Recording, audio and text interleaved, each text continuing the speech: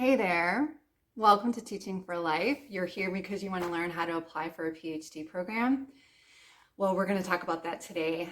My name is Sarah, and I was a K-12 teacher for 15 years. Around year 6, I was feeling like I was burning out, and I looked for a path to sustain me and to help me answer some questions that I was encountering as a teacher, and the PhD was my path. So I applied around year 6. I finished around year 10. I stayed in teaching for another 5 years. And around 15 years in, I decided to make the switch from teaching K-12 to teaching at a university setting. Now I've been here for 5 years, and I have some insider tips from being on the end of someone who reviews PhD applications.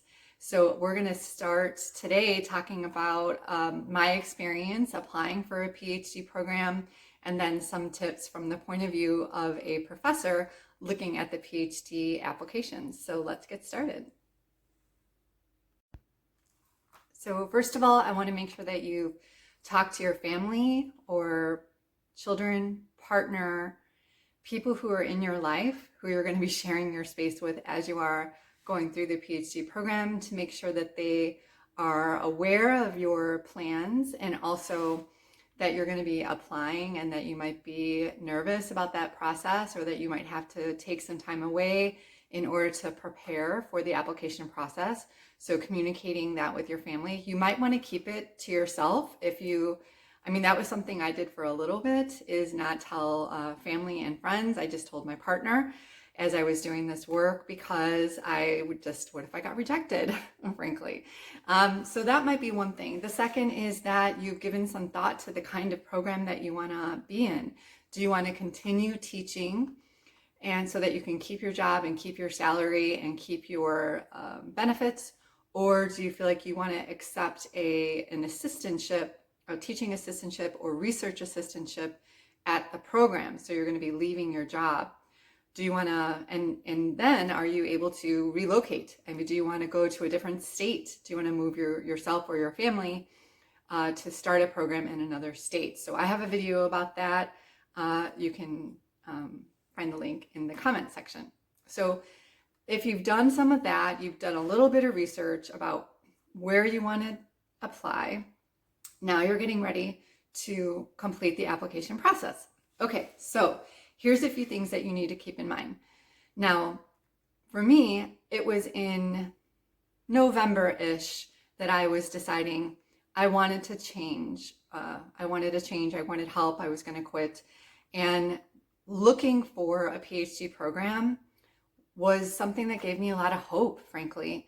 So I was happy to start looking around November and thinking about a PhD program, but the application deadline was in late December or early January, and I did not have a lot of time to pull together the things that I needed for the application. So one of the things is thinking, if you want to apply to a specific school, is knowing their application deadline. And if it's a firm deadline, which is typically in January, or as our university is, it's a rolling deadline. So we accept people in the winter and in the spring. So you can start in a fall semester, or you could start in the spring semester. So understanding the deadlines is a really important part to it. All right, now that you know what the deadline is, you have to start preparing your application. So you want to look to see, what do they require? Now, I think the first thing to look at is the writing sample that they need. I assume that you have finished a master's program. Your master's may have included a thesis. If it has a thesis, then that's going to be what you want to submit. We want to see that you have substantial writing, research, that you know how to do citations and bibliographies and synthesize sources. And we also are looking at your writing style as well, in addition to the kind of work that you did in your master's program and how that work aligns with the program that you're applying to. So that writing sample is really important. And you may have submitted a paper and you may not have a copy of the paper or something. So Taking care of that is first. So finding out where is that document, where is that manuscript. You might have to contact a past professor. You might have to sift through flash drives or different folders in your device, but look for that writing sample.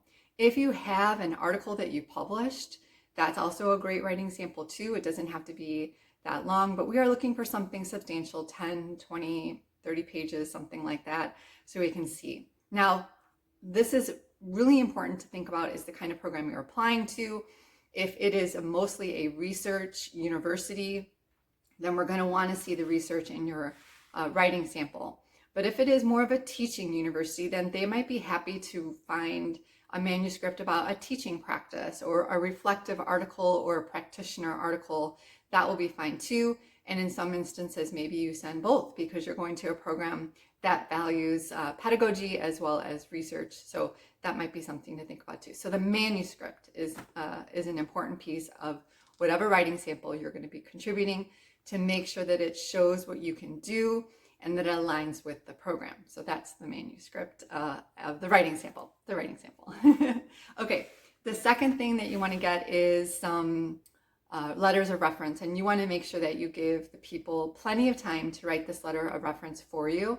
Now, I'll say from my end, I have written many, many letters of reference for various people, and I have several sort of templates that I can easily revise for the specific purpose and for the specific person.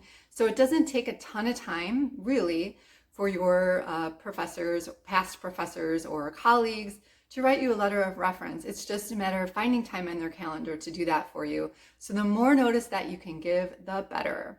Now, you might want to add some bullet points about what you want the referrer to write in their letter.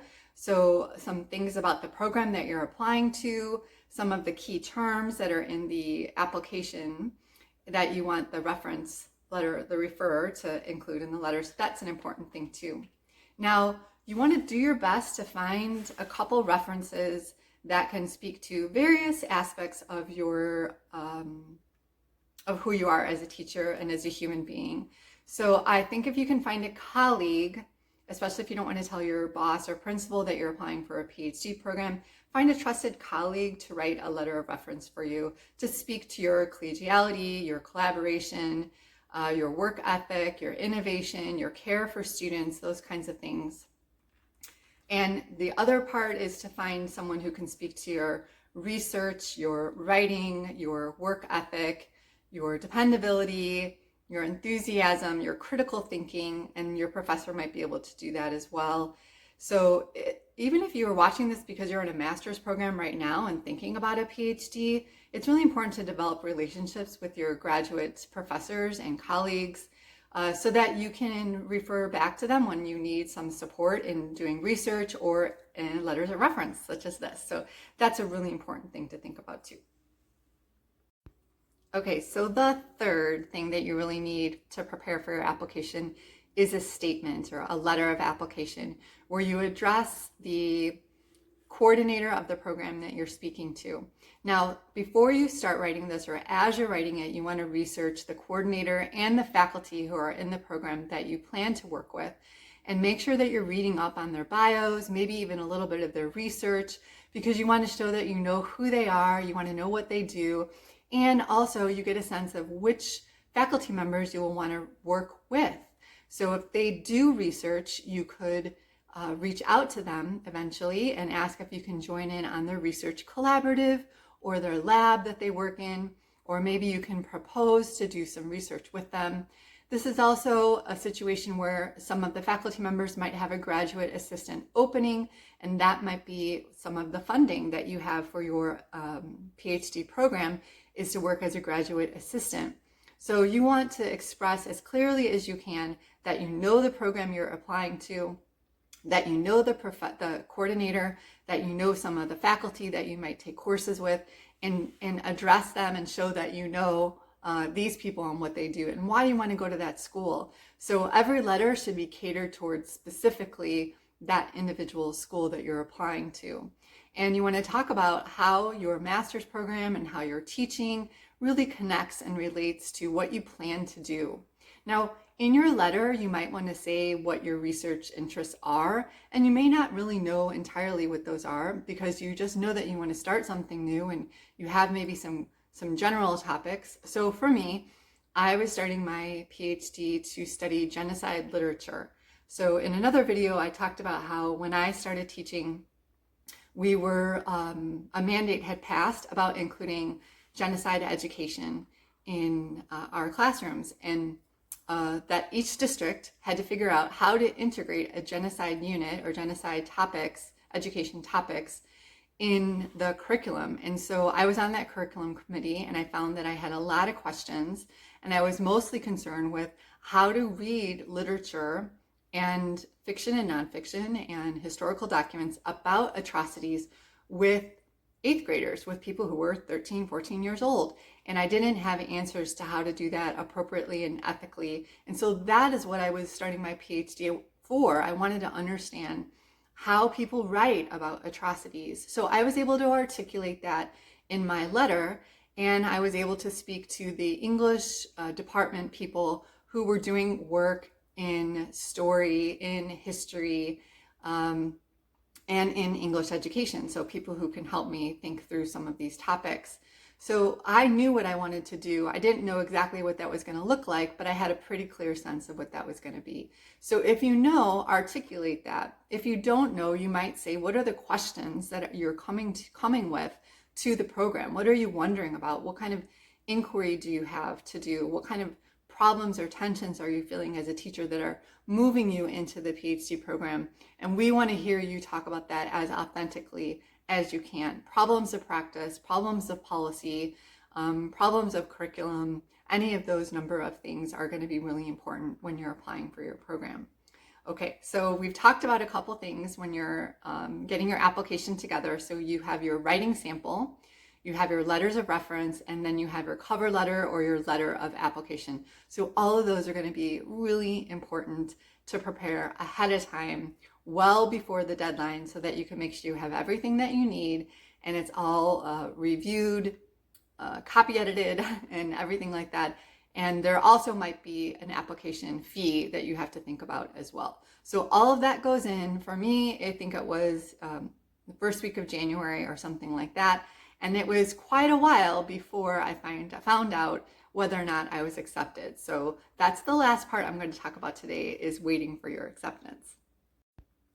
Okay, so the last part of the video today is about waiting to find out if you're accepted to the PhD program.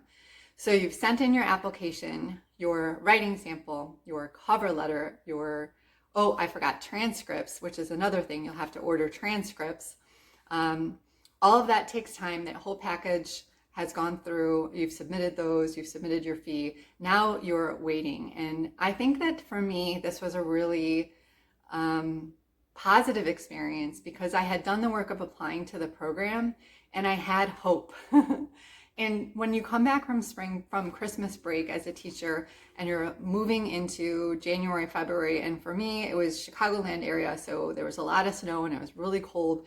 There's always something really nice about hoping and the possibility of starting a new program or starting a new path in my lifespan as a teacher. So that was really kind of a comfort in those months while I was waiting. And I knew typically from the information, you'll find out this as well, is typically you'll hear something around May because faculty are making decisions about your applications in February when they come back for the semester, and they have to have meetings and review things and talk about who they're accepting and talk about graduate assistantships and how many possibilities there are for funding for the people who have applied and who doesn't need funding. So all of that is happening in February, March, and most faculty finish their programs, their semester in early May. So you'll probably hear in April and you'll get a letter or you might get an email. And sometimes the program coordinator might even call you or email you with some questions about your application as well. So you might have some interaction, some life, some feedback from your application around April. So that's a really important thing to think about, spring, and hearing what's happening for the next school year for you. And I would think you might want to tell your partner or your family if the deadline is coming, or spring is coming and you're waiting to find out, and that they know that you're anxious or excited about that too. And then you want to brace yourself a little bit just in case the answer is no, that you know that you've done this work and taken this step, and you probably are now feeling like you really want to have this PhD. So that you've learned something about yourself there, you've learned something about your path, and you hopefully have learned something through the application process so that you can start that process again and apply to another program the next year. And maybe you've even applied to several programs and you might have some options too. Now, if you are accepted and you have some choices, this is where you have to now talk to your family, talk to your principal, and find out how you want to approach this. If it is a full assistantship, then it might mean that you have to take a leave of absence from your teaching job.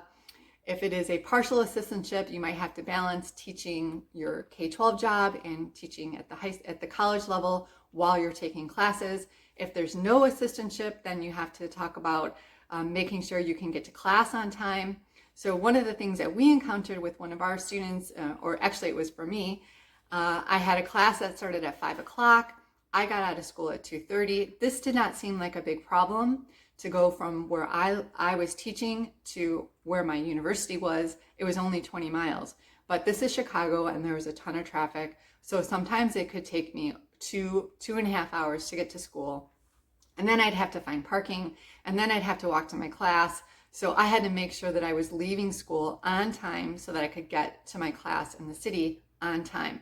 So I had to communicate this with my principal, that I would be like walking out the door right at 2:30, and I couldn't stay for meetings and things like that on certain days. So you have to communicate that part as well. And so there's lots to talk about once you are accepted, and maybe we'll do a separate video about that. So if you have some questions, you can put the comments below. So there it is, the application process. So much to think about, but it's really exciting to imagine the lifespan of your teaching and the possibilities and options that you'll have once you earn your PhD. So as I said before, for me, I stayed in teaching for 5 years after, teaching K-12 for 5 years after I finished my PhD. So I was Dr. Donovan for a number of years teaching 8th grade. And so that was just something that I knew was down my career path once I was ready for it. And here I am as a professor now. So assistant professor, associate professor. That's right, I got a promotion. All these fun things. Lots to talk about. So hopefully this was interesting to you and helpful. And if you liked it, please subscribe and hit the notifications. If you have questions, if you want to hear more, let's talk a little bit more in the comment section below.